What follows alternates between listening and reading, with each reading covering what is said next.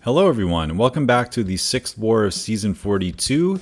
Can't believe that week 2 of the 4-week season is already over, and by bringing in Absorbing Man today, we have actually used 14 different champs so far this season in just 6 wars, which is kind of insane. We've got a lot of diversity of teams here, but yeah, Spider-Man 2099, Scorpion, Ghost bans, fairly common this season. That is definitely one strategy to really lean into taking away some of the best science champions, but whenever that seems to happen, we get lucky enough to bring in Spot, and he's going to have a great fight. And then Omega Sentinel is here. She's one of the best tactic attackers as well, and you're going to see her take on a couple mutants that work out quite well. So anyway, this first fight, as we are starting on path 5, has ebb and flow knockdown and right back at it, which means the debuff immunity is something we have to worry about. And we're using Absorbing Man, who is one of the best Hulkling counters out there on just about any node for a number of reasons. When you're in Uru form, you have massive physical resistance, so you're just going to be not taking that much block damage if you need to. There's lots of buffs that are going to be expiring that are going to be pausing all of our forms and everything like that. The other thing is that anytime he goes indestructible or unblockable, we reduce the duration. And the goal of this fight is that we're gonna land heavies if we can, but we're mostly just spamming special ones, just refining our forms.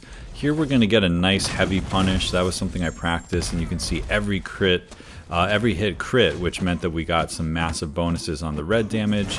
But yeah, this is just a special one spam fight. Mystic Dispersion obviously helps us get there. Our forms are constantly paused. We just did medium, light, medium, which increases the damage. By doing all those special ones, we're knocking him down, creating openings so we don't even have to parry. And yeah, we end with 100% health. So pretty much the perfect counter there. Can't complain about getting to use Absorbing Man in war as well. He's one of my favorite champions. So next up, this is Havok on the similar node. The only difference here is it has heavy hitter. So if he decides to be rude and only do medium medium or medium heavy, then there's the chance to get backed up. So this was the only fight that I was a little concerned about, because once again, if the AI decides to be really rude, you can actually get stuck in the corner and not have any way to counter him. So we're just hoping that we can get a little lucky with the reparries and that we can figure out some other ways to get openings. So starting off, we do land the reparry. I heavy attack. It doesn't really matter which debuff we place in this fight. Obviously the mist doesn't do anything, but both cowardice and heal block will somewhat help the fight. It'll mean that the specials hit less hard, and the heal block means no willpower healing. So honestly, either is fine, but the reason we're heavying is to get rid of that protection. It is really, really helpful to be able to just knock him down that way. Now, we're just going to throw a special 2. It's, of course, because we're removing the prowess, it doesn't really stack that many plasmas like it normally would, but that's fine. Trying to think what else is going on here. You know, we are removing the prowess, but he does occasionally get prowess on him, which means his passive power gain goes up a little bit. But because the node has been nerfed so much, it's really, on a fight like this, not that dangerous. Now Nimrod could definitely take this fight, but since he's not tactic, I was anticipating that the fact that we have the armor burn would be a little bit more helpful than just nuking with Nimrod. Just have a little bit more control in the fight. Now we're having the first time where we're having to dance around a little bit. I'm hoping he'll throw his special 2, and he does. That means we can get right in.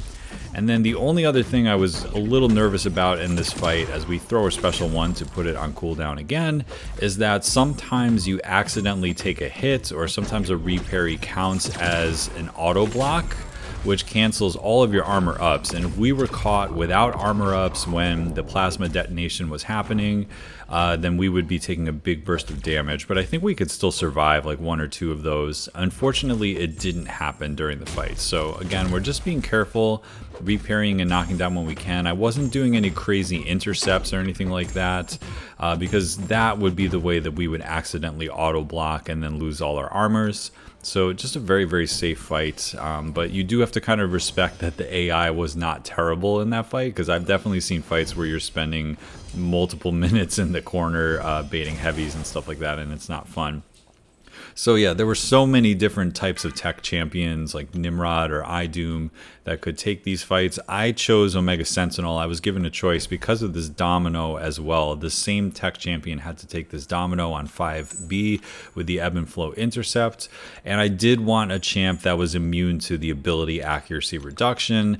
I don't hate using iDoom against this node, but I just felt a little bit better knowing that I wouldn't be crit failing and that I could land all my parries and such.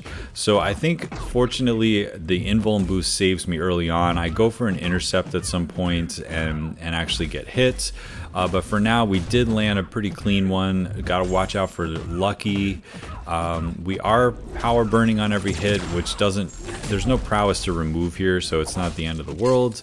We do dash in, dash out there. I think it's right here. I try to do an intercept, and she throws her medium a little early, and it does clip us. Or actually, no, it was right after that. So we do take a combo, and due to the sadist node, I'm glad that she didn't have like a million debuffs on her, because that would have really hurt. So fortunately, that's the only mistake that we make. And now we just do a backdraft medium, which against the corner, it's pretty safe to do backdraft medium instead of backdraft light, in my opinion. We get one plasma.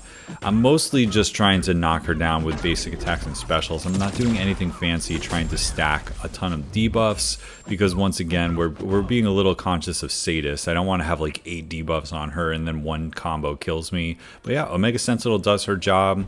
Just was a little mindful of the intercepts, and we turned off the ability accuracy, which is all you need for a fight like that. And then finally, we have a rematch of the Spot versus Absorbing Man on node 37. He is becoming my favorite counter here, and I think I've really perfected this fight. Because I've talked about this before, there are multiple ways to amplify your damage, and they sort of matter, but what matters more is being safe and getting the fight over one way or another, and not trying to line up like the perfect special 2. But the way to line up the perfect special 2 is, first of all, to get the ebb and flow intercept on cooldown, and then to bait a heavy before going untouchable, which gives you a large passive fury. And then if you could manage to only do mediums before throwing your special 2, so that you've never thrown a light, then every single hit of the special 2 is going to have another burst of damage based on how high his SIG is, and we do have a SIG 200 one. I've also talked about this before. The Mighty Charge doesn't matter that much, because the little ruptures themselves are not where most of the red damage comes. It comes when you apply ruptures. You get these little dormant rupture charges, which amplify your special 2. So we're going to have a good one here. We start by dashing back, and we're just sort of pumping block a little bit. He does 4 hits, so that's always nice. Here we go. I do want to bait a heavy to get this thing started with the Fury. So he throws it, we get the Fury. I'm going to back up. Or actually, no, I don't worry. I guess we have not landed an intercept. Sorry, I got a little confused there. So that cycle was mostly just to build our dormant ruptures. Here I missed the punish. My spacing was way off, so we go through 2 hits of our indestructible, unfortunately. So he's in magma form, but that doesn't really matter. But here's where the fireworks are, man. So we get to 5, we bait the heavy, medium intercept, and there it is, full damage. 69k, 72k, 42k, and he's dead. Rank 5 Absorbing Man. The only way that does more damage is if we had 50 dormant ruptures, but it was already so overkill with like 23 that, yeah, felt great. I have not nuked him down in one special 2 on all the times that I've taken this fight, so that really shows you how powerful that SIG ability is, both with the Fury and also with the additional red damage that happens on every hit of the special if you don't light attack before doing so. So anyway, really fun war. Our battle group did great. We got back to our form. We did a 164 today. There was only 1 death to a pretty annoying Shocker that I totally don't blame the person who died. And we all learned a lot about how to fight Shocker from the model. So yeah, we did great, and the Alliance ended up winning.